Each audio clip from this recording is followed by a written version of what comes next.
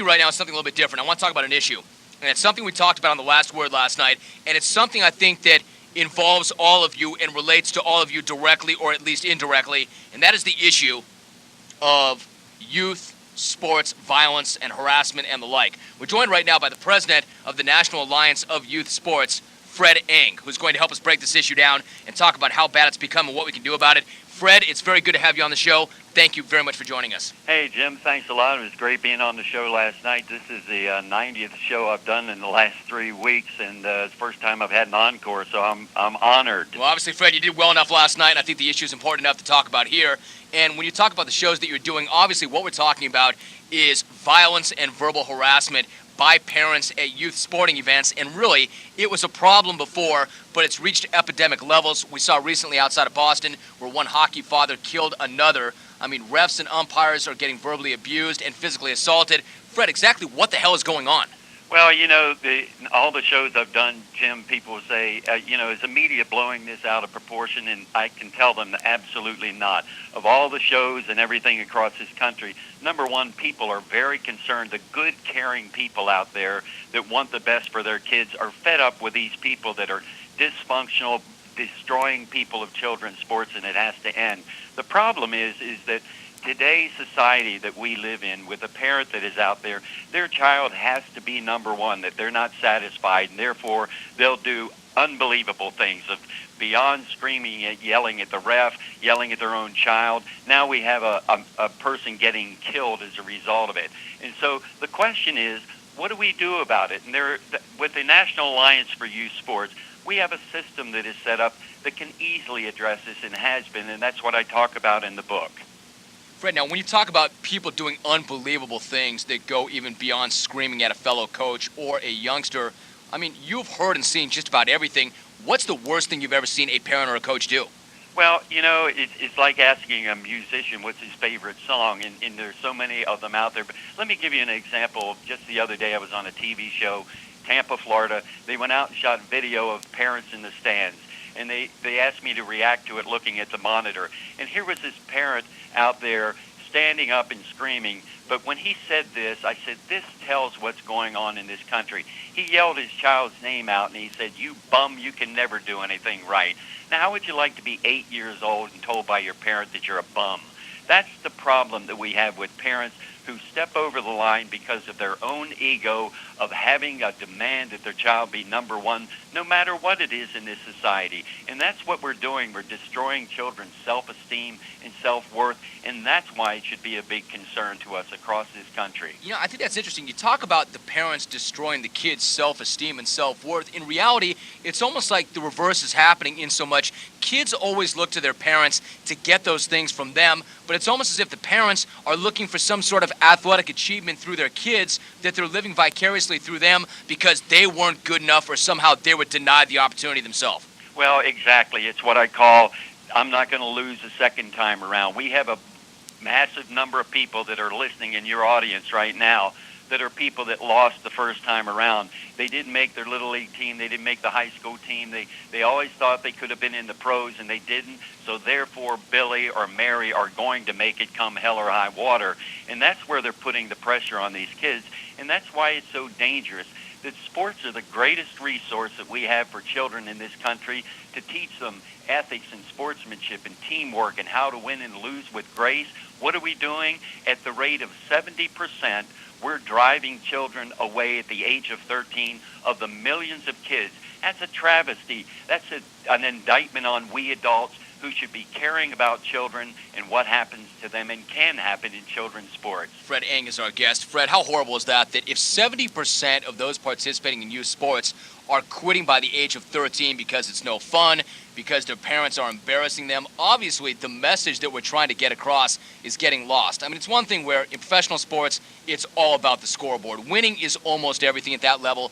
Even you can make that argument at the college level, but at the youth level, it's not. Now, I'm not saying that you don't keep score, but at the same time, we're trying to teach the kids the importance of competing, of good sportsmanship, of effort, of having fun, of meeting friends. How can they possibly learn that message if all the parents care about is winning?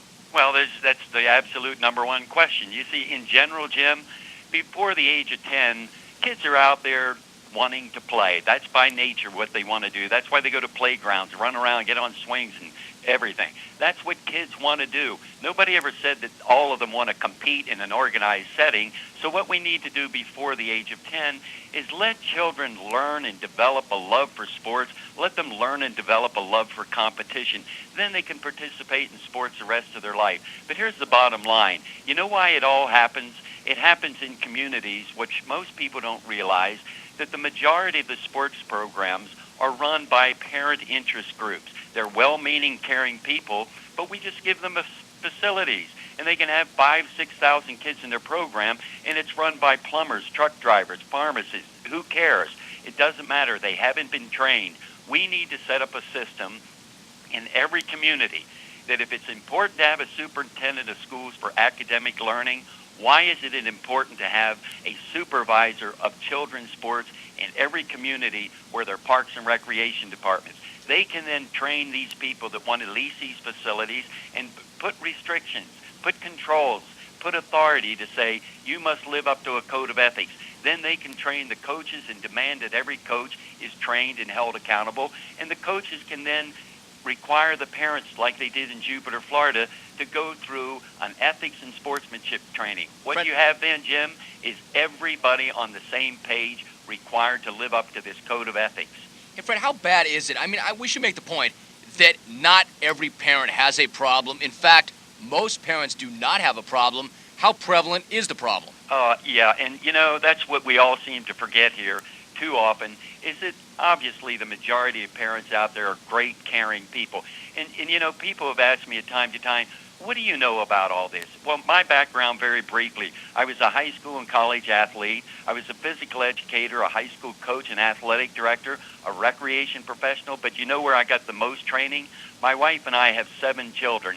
That's where I learned about children's sports, and that's where I understood the importance of all of this and the need to make things positive and safe, or else we destroy kids. Somebody has to do something, and the National Alliance for Youth Sports was created to do that something, and that is create a system for all communities. Right, Fred, let me ask you this. How much of the problem that we see right now in youth sports is just the fact that it's become big business, that parents see the value of a pro contract or even of a college scholarship, so they're pushing their kids even harder?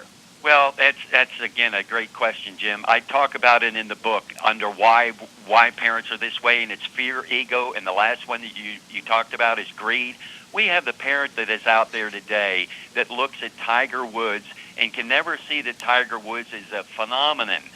Tiger and his father are great examples of the very important thing that can happen to the best. But you know what?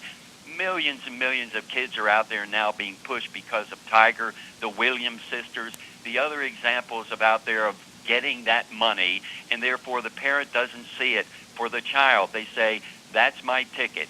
I can get you, Billy, you're 7 years old, but your mom and I have decided now you've got these fantastic baseball skills. We're going to get you into the major leagues. Just stick with us.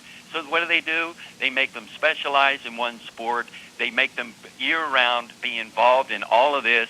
They never give them a chance to be a child. And what happens in the process? The kid gets sick of sports, gets burned out, and in the process has a terrible feeling about all this with their parents the rest of their life. Hey, Fred, let me ask you this. Exactly where, and you see this time and time again, where all these parents think that they've got the next Alex Rodriguez or the next Ken Griffey Jr.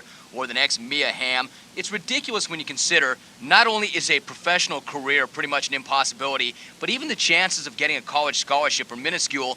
What I want to know is, where do they get these inflated expectations of their kids from? Well, it's because of the type of parent that we have today. The society that we live in, every child has to be number one. And, this is only my opinion on it, but we have so many families today where the parent is out there working, and we have separated families where they're not able to spend the time that they'd like. Therefore, the father that goes out and spends that time says, I'm going to give everything that I can to coach my child, therefore I can spend time with him or her. But they don't sit back and remember that this is a child that needs to learn and love sports and love the parent. What they do in the process are saying, look, I'm going to make up for this time by making you number one and demanding that their child be this excellent star, rather than stop and saying, look, this is a child. I've got to help them develop and create a great relationship. And not every kid in this world is going to be an athlete, and they'll still survive very well. Hey, Fred, something you've touched on also as you conduct conversations about this very topic. Why do the parents and coaches in youth sports act in a manner that they would never act in any other place? Obviously, it has a lot to do with some of the things that we have already talked about. But for instance, when you see sports fans, rabid fans, follow their favorite teams, they get all worked up, is it maybe because the parents see not their favorite team, but rather their own blood, their own DNA? Is there anything to that? Oh, there sure is, but you asked the question, why do they do that in sports? It's because nobody ever told them that they couldn't. I'll give you an example. Can you imagine a parent walking in to a classroom? Fred, shouldn't they know the difference between right and wrong? I mean, do you need to be told not to yell at a kid or another coach? No, what you need to do is understand that there's a thing called emotional maturity, a point in time where you step over the line. What I was saying, can you imagine a parent walking into a spelling bee and yelling at their child and saying, don't you miss this word, don't you miss this word? We would throw them out of the school. At a piano recital, can you imagine, when you get home, Marianne, you're going to get it from me for missing that note. We accept that in children's sports. The parents can go out there and call their kid a bum. They can tell them that they're not hustling. They can even go on beyond verbally, but physically abusing. We've heard so many examples through our 2,200 chapters across this country of not all of this verbal and physical and psychological abuse, but physical abuse that the children have to go through because they're not meeting the expectations of that dysfunctional parent. So, Fred, what do you tell parents if you see a problem developing? How do you handle that? I mean, do you pull your kid off the field and not let the kid play? Do you confront the other parent who has stepped over the line? What exactly do you do? That's exactly what we've been doing across this country now with our Parents Association for Youth Sports in Jupiter, Florida was the first one. They said to every parent, we've seen enough, and therefore here's the system. You go through ethics and sportsmanship training, you sign a code of ethics, and you live up to it. If you can't, you're out of here with your child. You know what that's resulted in, Jim? Now every parent is sitting out there and looks down there and sees a coach verbally abusing their child. They can report the coach. They see another parent in the stands that is doing everything counter to these ethics. There's a system, there's accountability to get rid of these people that are destroying sports for children. I don't understand. How sick would you have to be, for instance? I mean, it's one thing to be one parent and yell at another parent, but now how many times have we seen parents get into the 15-year-old umpire who's making $5 a game and berate the kid, yell at the kid, maybe follow the kid to his car or his bike or whatever his mode of transportation is? I mean, how sickening is that? Well, it's terribly sickening. As you tell these stories, what I'm thinking each time you tell one is where we've had a coach under our coaches division where they must go through a code of ethics, and if they don't live up to it, they're removed. You should see the things that people have been removed for. When you mention that a coach, that a parent and a coach assaulted an official, it's exactly what happened in this case. This kid was 15 years old. He had to put the coach out of the game. His father came down at the end of the game where they confronted each other. What did the coach do? Decked his father, and the father ends up in the hospital because his 15-year-old child was trying to help out in officiating a game. That's how sick it's become. That's why it's a national problem that what we need to do is stop this and swing the pendulum back. These games belong to children. They don't belong to adults. And until the people in authority begin to look at it that way, it's going to continue to escalate. That's what I've said in the book. Here it comes and happens. And if people want to make a change, I suggest that they read the book, Why Johnny Hates Sports. And it's not to sell a book. It's to sell a concept in communities. I've been in this business, Fred, let me jump in there. The one concept that you're pointing out, that we need to point out as well, is it's not about you, it's about the kid. It's not about the parent, it's about the kid. And one final thing, the most horrifying thing that I have ever heard is that story from Illinois where one guy was attacked by two and a kid took an aluminum bat to the guy's knee. I have never heard anything as horrifying as that. Jim, those stories we hear all the time. And you know what?